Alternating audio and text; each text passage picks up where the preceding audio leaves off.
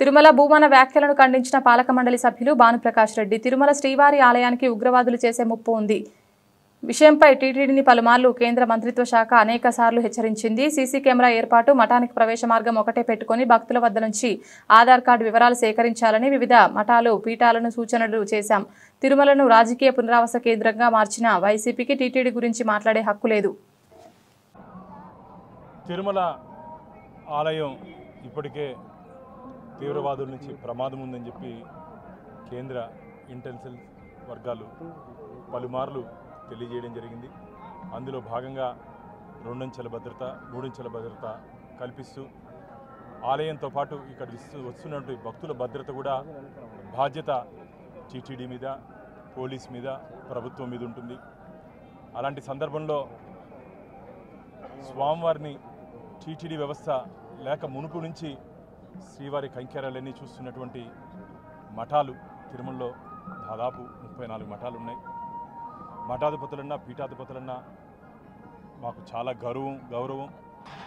కానీ నిన్న భూమన కరుణాకర్ రెడ్డి గారు, మాజీ టీటీడీ చైర్మన్, పొంతన లేని మాటలు మాట్లాడుతూ, అబద్ధాలు చెబుతూ, మేము మఠంలో వస్తున్నటువంటి భక్తులకి ఏ విధంగా టీటీడీ గెస్ట్ హౌస్లో, టీటీడీ అలాట్మెంట్లో మనం ఆధార్ కార్డులు తీసుకుంటాము, భద్రతా దృష్ట్యా ఆ విధంగా మఠంలో వస్తున్నటువంటి భక్తులకు కూడా ఆధార్ కార్డులు తీసుకొని వారి వివరాలు తీసుకోవాలని చెప్పి, అలాగే సీసీ కెమెరా మఠం ముందు ఎవరు వస్తున్నారో ఎవరు వెళ్తున్నారో సీసీ కెమెరా ఒకటి ఇన్స్టాల్ చేసుకుంటే మంచిదని, అలాగే 2-3 మార్గాలు కాకుండా ఏదో ఒక దారిలోనే వచ్చి వెళ్ళేది వ్యవస్థ చేసుకుంటే బాగుంటుందని చెప్పి నిన్న వారికి మఠంలో ఉన్నటువంటి నిర్వాహకులకి మేము ఒక సూచన ఇవ్వడం జరిగింది.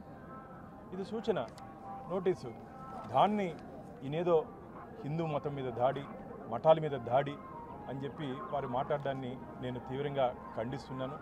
మీరున్నప్పుడు 2019 నుంచి 2024 వరకు తిరుమలని ధార్మిక క్షేత్రాన్ని ధనార్జన క్షేత్రంగా చేసింది మీరు, ధార్మిక క్షేత్రాన్ని రాజకీయ పునరావాస కేంద్రంగా చేసింది మీరే ఈరోజు మఠాల గురించి, హిందూ ధర్మం గురించి మాట్లాడేది. మీరు మాట్లాడుతుంటే దెయ్యాలు వేదాల వల్ల ఇచ్చినట్టుంది. ఇది తిరుమల రాజకీయాలు ప్రస్తావించకూడదు కాబట్టి నేను వారిని కరుణాకర్ రెడ్డి గారికి చెప్తున్నా, ఏదో ఒక అంశంలో వారు ఏమీ లేకపోయినప్పటికీ ఏదో ఇక్కడ జరిగిపోతుందని చెప్పి ఒక అబద్ధపు ప్రచారాన్ని తీసుకుని వస్తున్నారు. అసలు ఆలయానికే భద్రత ఉంది కరుణాకర్ రెడ్డి గారు.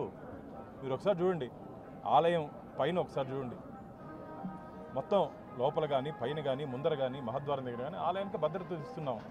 ఈరోజు దురదృష్టం, కలియుగంలో ఆలయాలను కూడా భద్రత కల్పించి దర్శనం కల్పించే పరిస్థితి ఈరోజు దేశంలో ఉంది.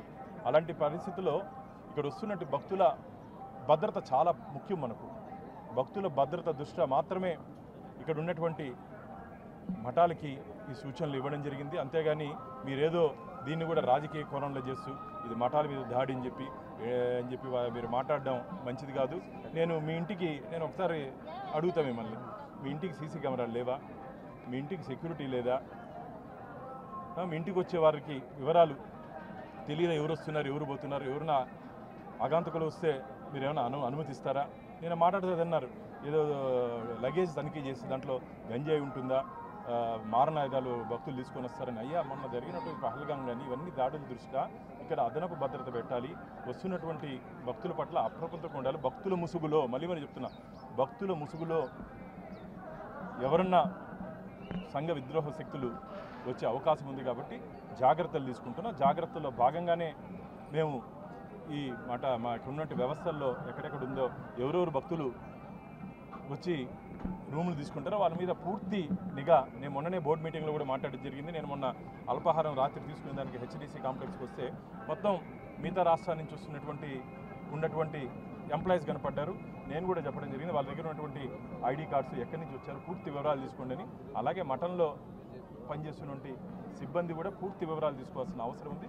కాబట్టి దయచేసి మీరు దీన్ని రాజకీయ కోణంలో చూడొద్దండి. మీరు మాట్లాడితే ఎవరు నమ్మే పరిస్థితుల్లో కూడా లేరు. నేను కరుణాకర్ రెడ్డి గారికి చెప్తున్నా, మీరు ఎంత ఎగురుతున్నారే, ఏ ఒక్క మఠాధిపతన్నా పీఠాధిపతన్నా దీని గురించి ఎక్కడన్నా ప్రస్తావించారయ్యా? ఏ మఠాధిపతన్నా పీఠాధిపతైనా ఎక్కడన్నా ప్రస్తావించారా? వారందరూ సంతోషంగా ఉంటే మీకేమయ్యే బాధ?